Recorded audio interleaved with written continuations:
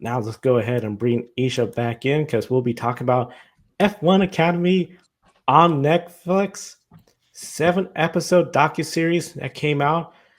And then, of course, it's entitled F1 The Academy. It follows the 2024 F1 Academy season, which follows most of the drivers. Some of the drivers come in a little bit later. But one of the things that stood out, Hamda Al Kabasi, 2023, she had 4 wins, multiple podiums, third in the final standings. But then we know late in 2023, a shattered radius and fractured wrist in the 2023 UAE Formula 4 season finale. It appears it had a lingering effect on her. Now, Emily, we've heard that sometimes when a driver on a professional level sustain a serious injury, in ways it impacts their performance when they come back. Were you surprised by how Hamda had this apparently occurred? And when it came back to focusing, especially on that third episode of the series, about just trying to recover from that accident. Joe, when we were preparing for today's program, and I initially saw that I was going to kick off this portion, I was really excited to do so. Just because I think that this storyline on the show was really impactful and important to talk about. I myself, I haven't even shared this with like anybody on this program before. I was involved in a really bad car accident in 2019 to the point I have a very similar scar that Mm. Hamda has, and I had basically the same injury where I broke my radius, and dislocated my wrist because I too didn't take my hand off the steering wheel.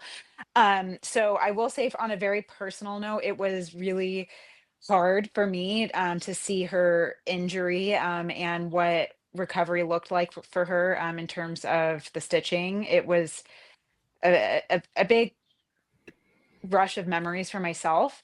And I just wanted to, on a very personal note, say that I felt it was very impactful for her to talk about this. She's obviously much younger than I am, and to have someone so young be so mentally strong and determined to overcome this and get back in the car and continue competing in one of the most dangerous sports there is on planet Earth.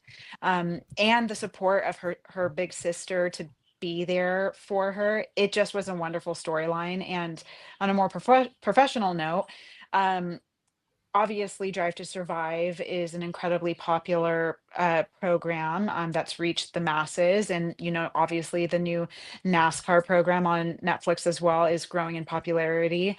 But you really haven't heard about this firsthand account, to my knowledge, just kind of going through my brain really quickly of all of those episodes.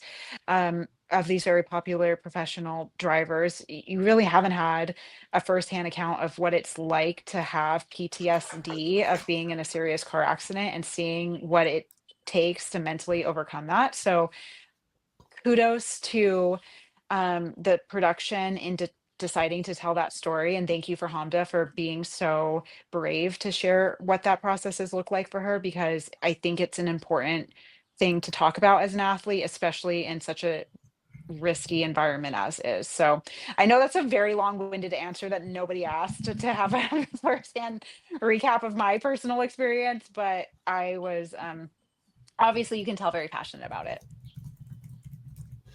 First of all, I want to say thank you so much, Emily, for sharing Yes. your story about your car accident. I know someone very close to me who recently was in a car accident in this past year, and I understand just witnessing what they're going through, that being in a car accident that severe, it does a lot to a person. And thank you so much for sharing, and I'm sorry that you had to go through that. But moving back to the topic at hand, Hamda Al-Khabisi, I feel like anyone in that situation would feel a lot when they come back to something that was really traumatic in their life. I know that I've been hesitant on going back to places and feelings when I go through traumatic events, not as crazy as having like my arm almost completely shattered, but it was great to see her overcome and persevere through that injury and that mental block with having that injury. Obviously, having PTSD in sports is a really, really big issue. I don't know if you guys watched Ted Lasso, but there was a storyline on Ted Lasso about going back on the field and on track after a traumatic event, and using sports psychologists and just building yourself up. And I was so happy to see that storyline here, and especially someone so young and someone has so much life in them. Yeah, it was. I was so proud of Hamda when I was watching that, and yeah. Love Ted Lasso. Highly recommend everybody go give it a watch. And it's on DVD and Blu-ray now, so you don't even need the Apple subscription, so you can go buy the series that way too. Yes, kudos to Hamda as well for and you, Emily, obviously for sharing your story, but also Hamda Al-Khabaisi throughout the series. I was vaguely aware that she had an injury. I didn't realize the severity of it, and certainly, you see that in sports all the time, Joe. To the point that you mentioned, sometimes that can be what separates the good from the great when it comes to how we view these athletes who go through traumatic events or an injury of some sorts. The great ones are the ones who are able to bounce back from that, because we all know how incredibly challenging that can be. And Hamda was very open about that during that episode, about sometimes being hesitant, going through fast corners, or not wanting to get too close to the wall because the PTSD comes flashing back there. So I'm glad that she was willing to come forward with those feelings that she had, and that was brought to light in that episode. That was great to see. Very great to see her sharing that story. And I think this was just one of those stories that really stood out to me throughout the series, and just something where with Hamda, I remember when we first went on the air here in Grid Network back in 2020, and we launched this program, we were talking about her progress in Formula 4, UAE competition, and then seeing her coming up F1 Academy. This really showed a different side of her, where I think a lot of folks, even if you're following through media, you don't see these stories. And this was just, I think, eye-opening for a lot of people of, this is who she is as a driver, but also this is the struggle she's going through. But of course, we know of other drivers who go through. And I think for a lot of people, this is a story I can't really think of recently in Drive to Survive we've seen a whole lot of. So this is just very great storytelling, and two drivers the series really focus on telling their story. Leah Block, Bianca Bustamante. Both, of course, are supported by F1 teams. Block with Williams, Bustamante with McLaren. They were teammates for art. From early in the series, we've seen how it seemed Bianca was more the confident one, the outgoing one, where Leah Block wasn't at that level. But then Singapore is where Leah was rising, and Bianca was then having the issues when it came to performance and the pressure.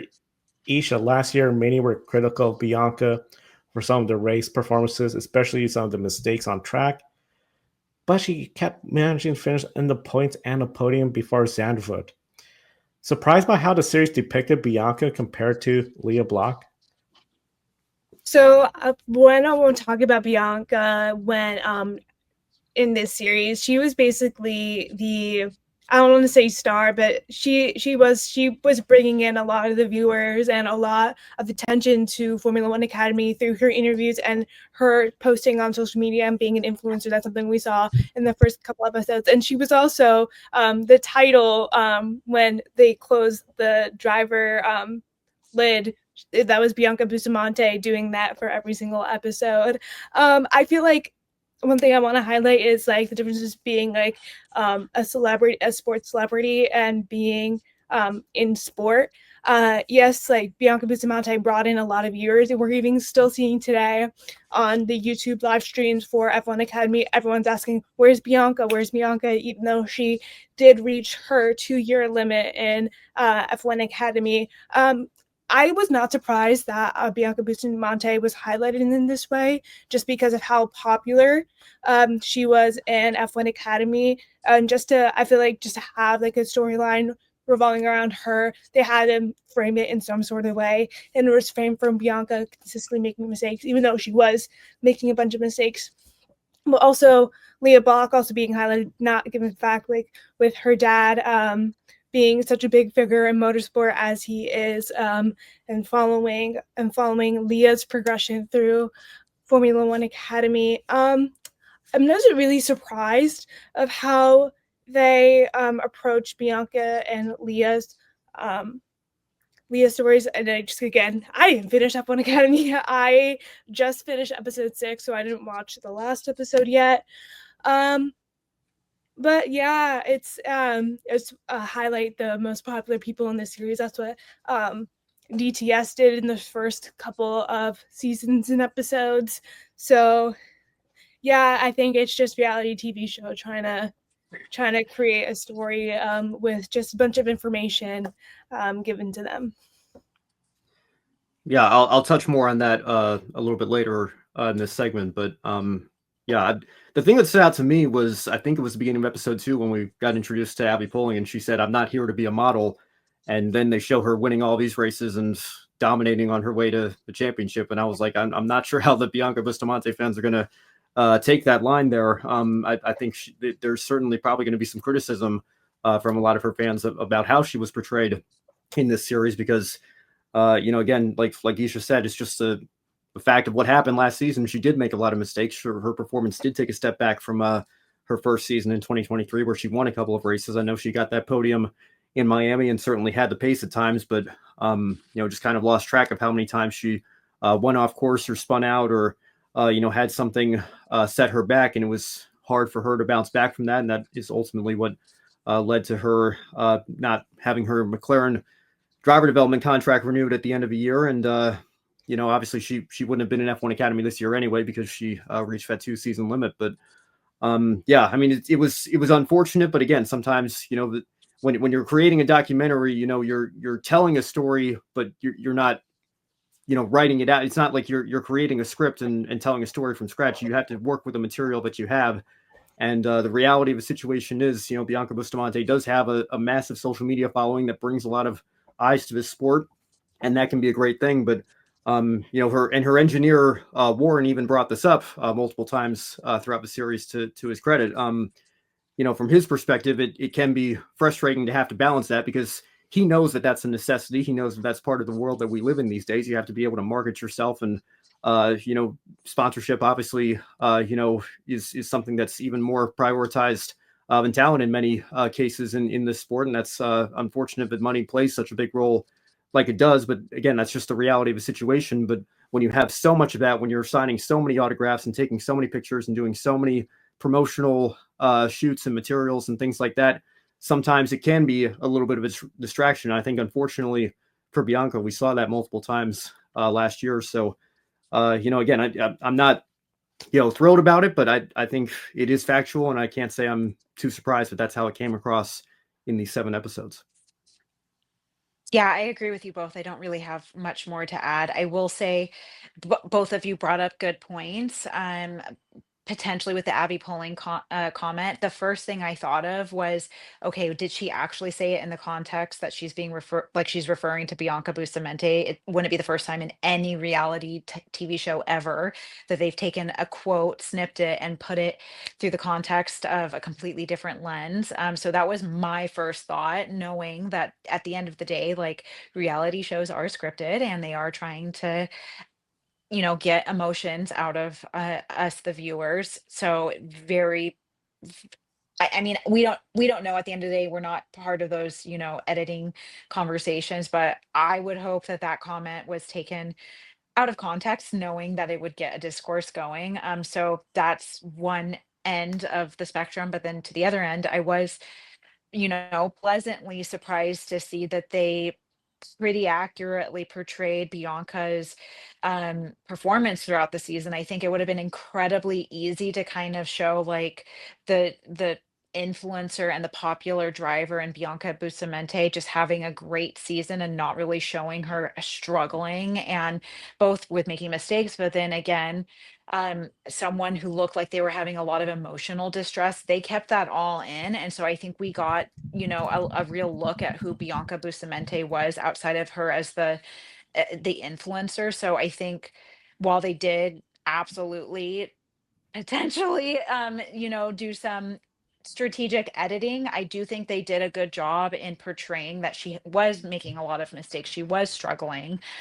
So we got I I don't know if we can say we got an accurate portrayal because it's reality television, to your point, Isha, but at least we got some truth in what was happening last season.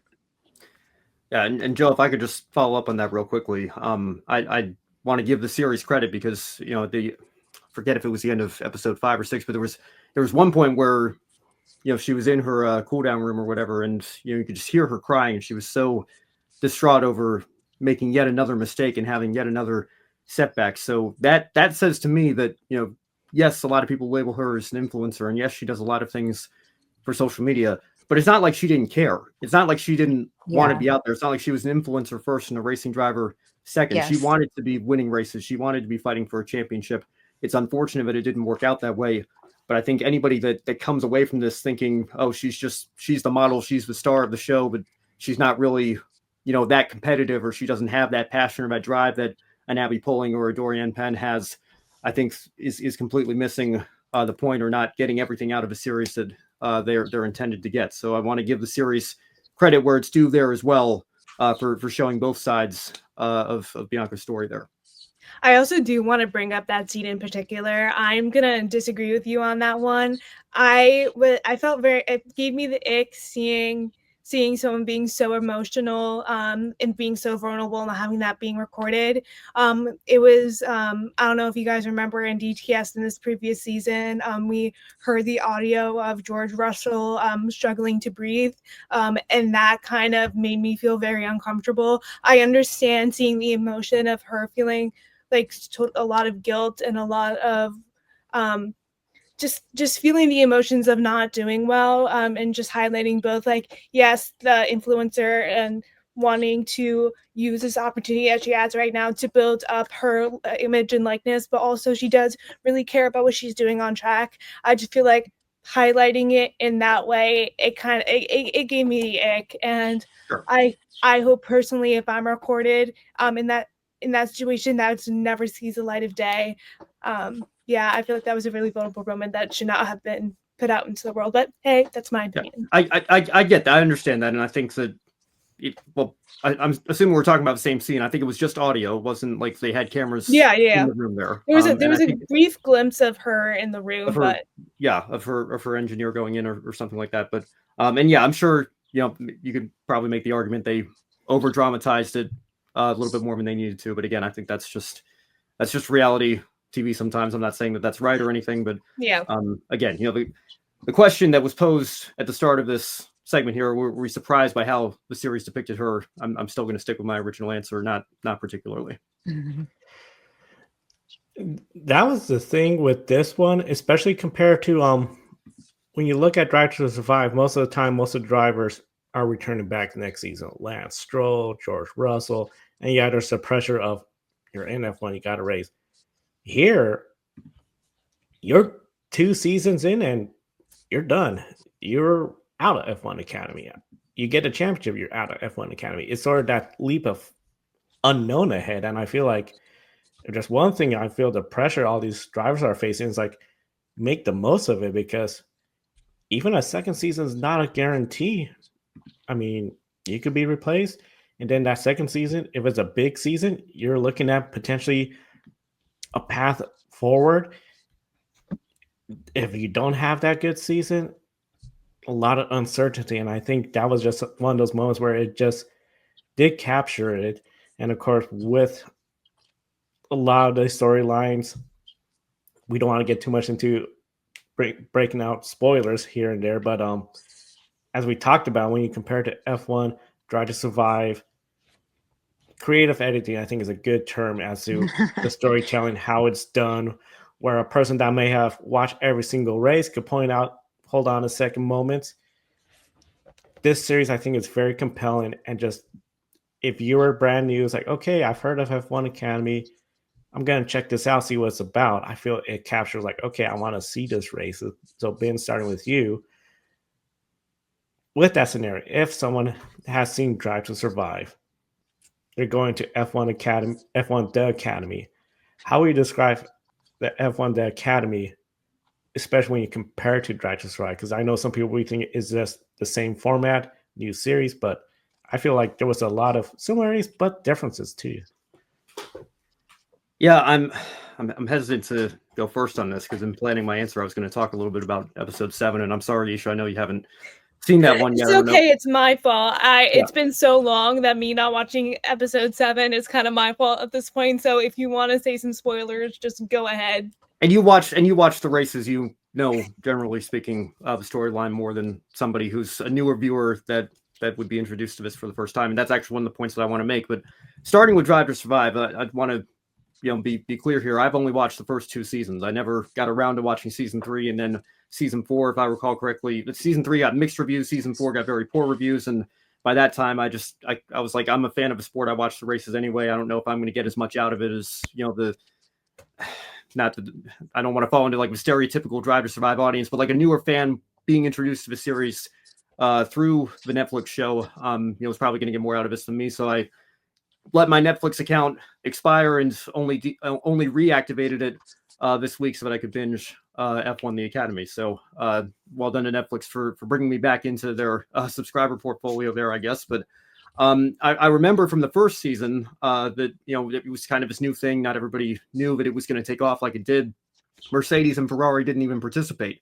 And Toto Wolff is the team principal of Mercedes AMG Petronas Formula One team. And to see how far the Netflix part of this sport has come to the point where now his wife Susie is listed as an EP on this show, and the such heavy involvement that she has in helping put this together and bring this series to Netflix and make it a reality, I think has been great to see, and has only helped not just F1 Academy obviously, but Formula One as a whole, particularly here in this country in the United States. One other thing that I, again, only speaking to having seen the first 2 seasons, thinking back to the first season, not having 2 of the top 2 teams of the time in the sport at that, Mercedes and Ferrari, participate, was I was a little disappointed that we didn't get, up close and personal, so to speak, with every driver in the series. We didn't hear as much about, Carrie Schreiner or Tina Hausman or a couple of other drivers. I know we only had 7 episodes to work with here, but, obviously we saw Bianca's Bustamante's journey throughout pretty much every episode. Leah Blog was obviously a key figure in this series. The Alcabasi sisters, got a lot of screen time. So I wish it could have been a little bit more evenly distributed, or maybe we could have stretched it out into a 10-episode series or something to even further highlight some of these drivers here. I think it was overall, I'd probably, if I had to rate it, give it between a 7 or 8 out of 10. I think it was very well done. If I had to nitpick 2 key complaints that I have, I did not like that we jumped straight into Miami and didn't talk about Saudi Arabia at all, because that was the round where Dorian Penn took the checkered flag, did the extra lap, got a penalty that set her back, and I think that put her on the back foot throughout the rest of the season. I still firmly believe that we would have gotten a much closer championship fight between her and Abby Pulling had that not happened.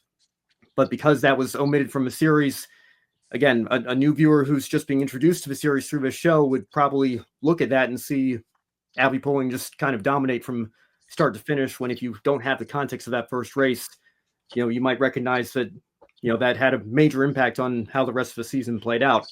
And again, we weren't even really, I think, introduced to Dorian's story until episode 4 or so, if I recall correctly. So there were some pacing issues there. And then the last episode 7, I thought was a little bit unfair to Leah Block, who in that third race had that penalty. She had fallen back to P12, I think, and drove all the way up to P3 on the track, got that penalty that took her back down to P15. And again, I don't want people to see me as like an American fan here showing bias towards Leah or anything like that. But I think the penalty was totally justified. I'm not saying that it wasn't or anything. But I think showing that third race of that weekend first in the episode, and then cutting to Hamda talking about how she was, so badly wanting a podium finish at her home race. She had podium finishes in the first 2 races, and then they showed the first race after the third race in the episode. So chronologically, not only did it chronologically not make sense, I thought it was a little bit unfair to Leah in that sense as well. So there were some editing decisions that were made that I don't necessarily agree with, that I could nitpick at, but I think, for the grander scheme of things, the wider audience, for this to be something that they might come across on Netflix, I think is only going to do great things for the series. And like I said, I hope they continue to do this for years to come. And I think that, it could have a similar impact on F1 Academy that Drive to Survive had on Formula One in terms of introducing it to a new audience. Wow, I think you said that so well, Ben. And I will say, I was so happy you're going first to know what you were going to say. So then I could kind of guess what I was going to say and determine what a spoiler was. The everything that you said, 1000% double click, yes, on. I will say, as someone who is a fan of Drive to Survive, I think it's very entertaining. I am hyper aware that creative editing takes place, and a season like last season, for Formula One, for example, I think it was such an incredible season. I had the highest expectations for Drive to Survive, and the amount of things that did not get included was kind of mind blowing to me. So, knowing that and knowing the kind of the magic behind the curtain, if you will, of how things are misconstrued on the show to make it more entertaining for the masses. I went into F1 Academy fully expecting the same decisions to be made. Um, I will say I am not surprised, but very disappointed that the absolute atrocity of handing Abby Pulling and crowning her the champion. Sorry, Isha, this is a spoiler. Crowning her the I don't care. champion. Say it. And then taking it away so they could get that race rescheduled is not covered at all in the series. And again, not surprised. That was an awful decision to have done that. And probably the series is aware that that was the wrong decision to make. So that not being included on the show was not surprising. I'm going to pause because it looks like you want to follow that up, Ben. Well, I always thought it was silly that we decrowned her a champion anyway, because if I recall correctly, we sat here on this very show saying Dorianne has to take pole position, take the fastest lap, and win all 3 races. And if she does that and Abby doesn't score a single point in any of these 3 races, then she wins the championship by 1 point. It was never going to happen. So I think the whole thing about taking the championship away and like, oh, she hasn't clinched it yet. Like, it was 1 in a million that she wasn't going to win the championship at that point. So I understand what you're saying. I think that, it was a very messy situation on the part of the series, and the documentary should have reflected that somehow, or maybe even just in an end card at the end of the 6th episode or something like that. But, again, the whole discussion was, quite silly to me just from that standpoint alone. And then the fact that Abby went and finished first, and second in those 3 races anyway, just kind of made it a moot point. But that's all I wanted to say on the championship controversy there. Yeah, but then to the point of the show, Dorian was still being portrayed as like it can still happen, which, like, again, we all know who watched it last year that had they included the Saudi Arabian race, like, in that context, like that could have again just given way more context to the fight.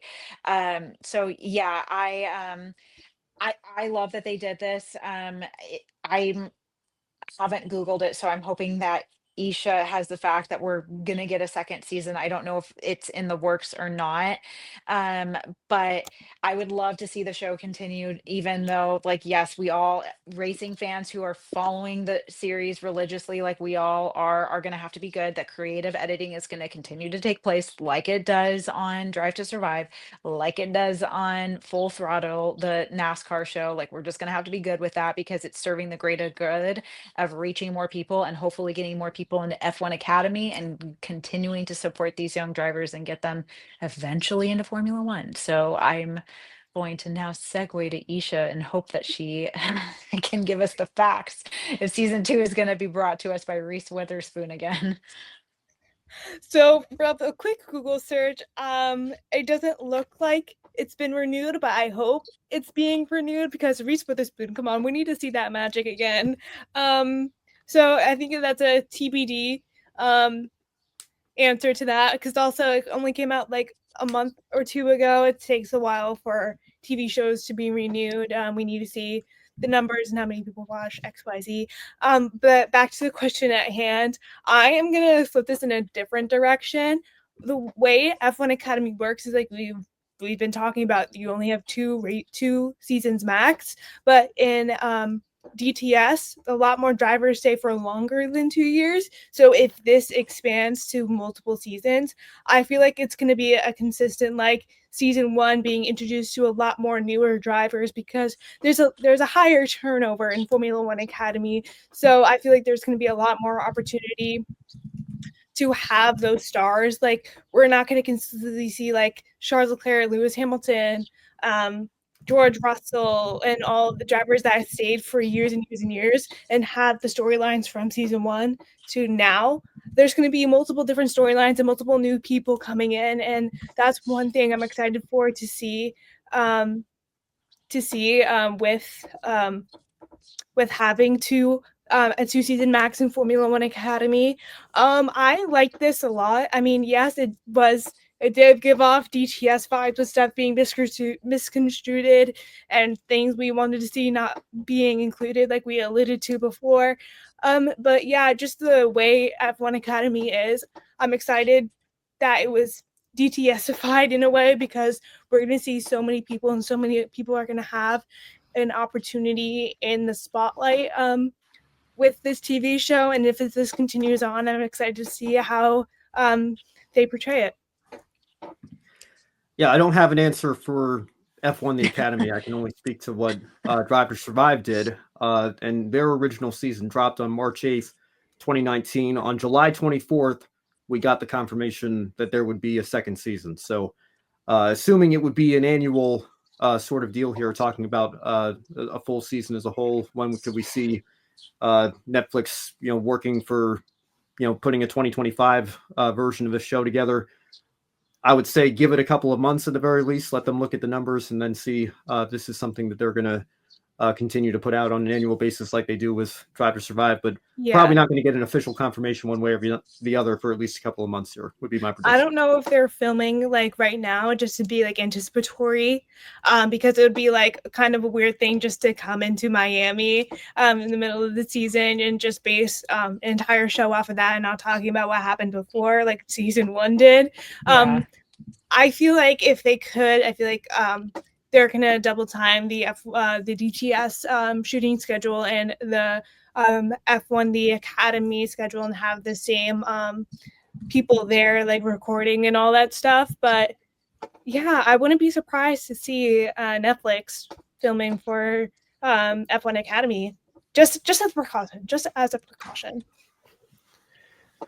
It'll be a lot of fun. Encourage everyone check it out on Netflix, F1 The Academy. And of course, if there's news of a second season, very likely we'll be reporting about it right here. And of course, Grid Tonight will always cover all your motorsports news from around the world.